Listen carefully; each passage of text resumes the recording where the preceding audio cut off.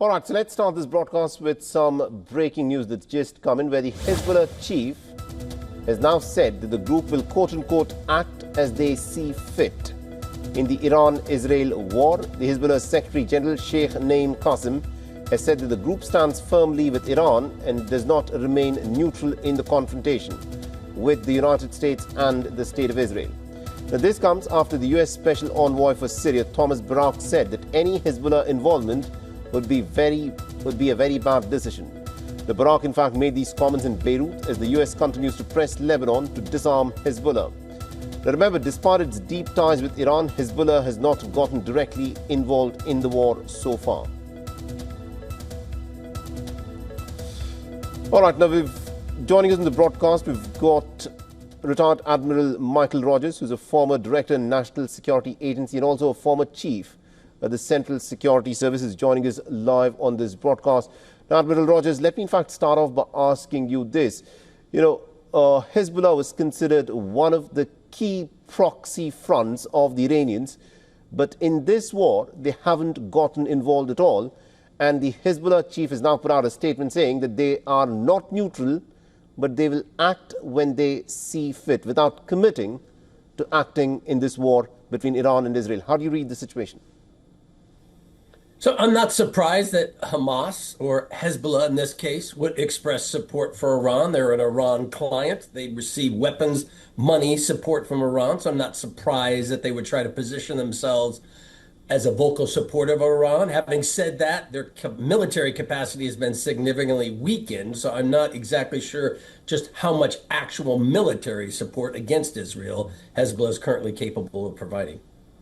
Now, the American president is being watched very closely here. A lot of what will happen in this war will depend on the decision that Donald Trump makes. And the White House Press Secretary Caroline Leavitt, a little while back, came out and said that Donald Trump will make up his mind and will make up his decision in the next 2 weeks. Why does the American president need so much time? Because some people would say this is Donald Trump exhibiting his indecisiveness in this war. Well, I'll leave that for others to decide, and I don't speak to the president, but I suspect that his thinking is, number one, he's trying to give himself some time for decision making. Remember, it's within 2 weeks. So that means he can make the decision tonight if he wanted to here on the East Coast of the United States.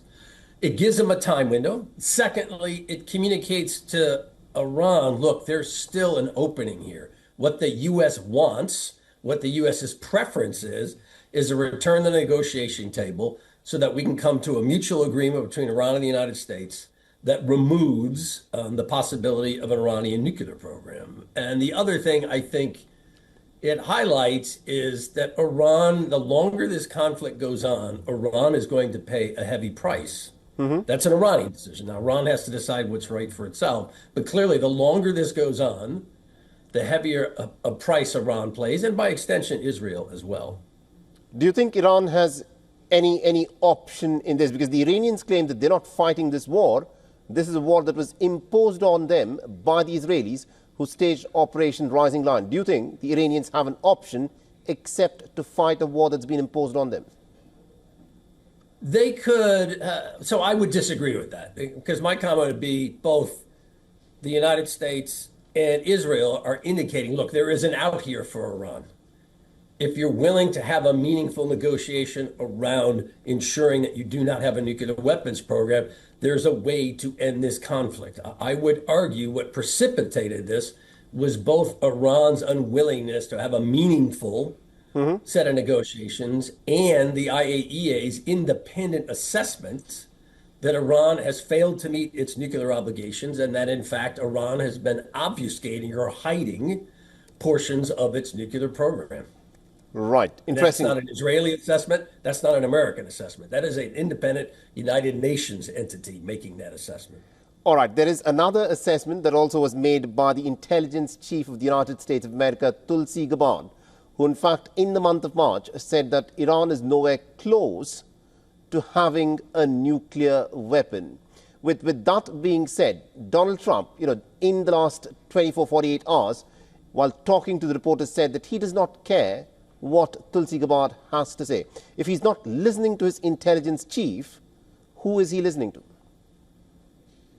Well, first of all, as the individual who used to run the largest intelligence organization in the U.S. structure, I wouldn't agree with that assessment personally. Although I She's the intelligence acknowledge chief I'm not in now, I would No, also she's the intelligence chief in Donald Trump's administration. He needs to listen to her advice, or he should just sack her. I would If he does not agree with argue Tulsi that there's Gabbard, then he should sack her. multiple viewpoints on this clearly. All right, So if interesting. Okay, do continue Go to ahead. stay on with this. There's more that I want you to weigh in on, but in the meanwhile, let's in fact get in some new inputs that have just come in, where according to reports, the Israeli military is set to attack the Iranian Special Forces headquarters of the internal security apparatus in Tehran. Now, the internal security apparatus is one of the main military bodies of the Iranian government. Israel has reportedly bombed nuclear targets in Iran on Thursday, and Iran fired missiles and drones at the state of Israel.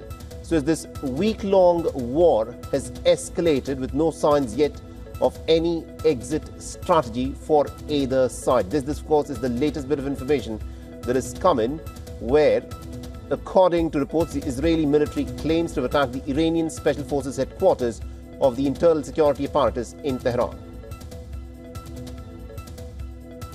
תקפנו את מטה הכוחות המיוחדים של מנגנון ביטחון הפנים. We targeted the Special Forces headquarters of the internal security apparatus. The internal security apparatus is one of the main military bodies of the Iranian regime. Our attacks are aimed at each of the Iranian regime's military installations. They constitute part of the threat to the state of Israel. Our actions speak for themselves. Those who act against us pay a heavy price. All right, so that, of course, was the latest information, where the Israelis now claim that they've attacked one of the key intelligence headquarters of the Iranians. Admiral, one of the issues that a lot of people, of course, would want to know is what the American strategy here is.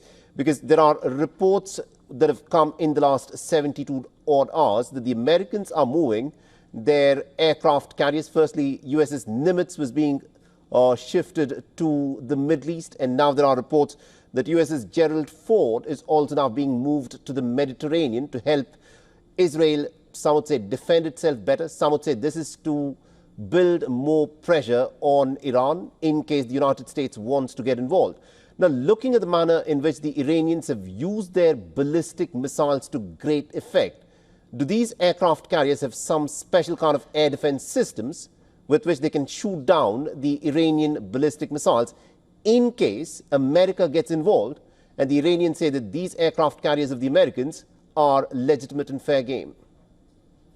So those aircraft carriers are aircraft that are capable of carrying munitions that can defeat some types of Iranian munitions that might be aimed at Israel. Those aircraft carriers also provide protection for U.S. resources and assets in the region. I think this deployment is indicative of two things. Number one, a visible indicator of the American commitment, which America has said very publicly, it will defend Israel against Iranian attacks.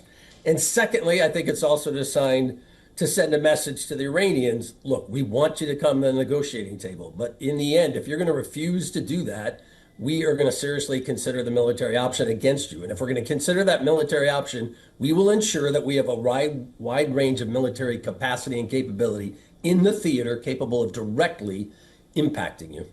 The reason why I ask you this question, Admiral, is because a lot of military experts are indicating that with the tactics that Iran has deployed in the war so far, they seem to have these missiles that have been pretty successful in evading the very best of the air defense systems that the Israelis, along with the Americans, have fielded in this war.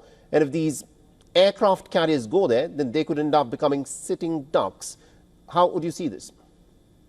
So I would disagree. First of all, if you look at the data, Iron Dome and the Israeli defense systems combined with the U.S. support we're providing probably are having something like 90 to 95% success rates against incoming Iranian weapons. Now, missiles, one of the problems here is with ballistic missiles, it's not only the missile itself, but the debris that's caused once you actually strike it in the air. So that has also been a factor. I believe that our carriers are fully capable of defending themselves. If there was a concern that that wasn't the case, I don't think you'd see us putting them into what we would call in the military, specific threat envelopes where they might be endangered. Right. There's always a risk. Don't get me wrong. There's always a risk. Right. My final question to you is this. Now, this entire war started off with Israel, waging that Operation Rising Lion, and Netanyahu's calculation would have been that America would have come to the rescue of Israel and would have fought against the Iranians. But the fact is, it is day 7 of this war, and we still don't know when the Americans could get involved. And the fact that these aircraft carriers are being moved to the Middle East indicates that perhaps the United States was not completely prepared, and that the Israeli Prime Minister may have rushed into a war where probably the Americans were not immediately prepared to assist him. Well, I personally wouldn't agree with that assessment. But on the other hand, let's also acknowledge in the end, Israel will decide to do what they believe is right for their nation, just as the United States will, just as Iran will. You hope that in the end, all the parties involved realize that the best long-term solution here is in a negotiated settlement that addresses the Iranian nuclear program. All right, we'll have to leave there. Thank you very much indeed, Admiral Rogers, for joining us with that perspective there. Thank you. For all the latest news, download the WION app and subscribe to our YouTube channel.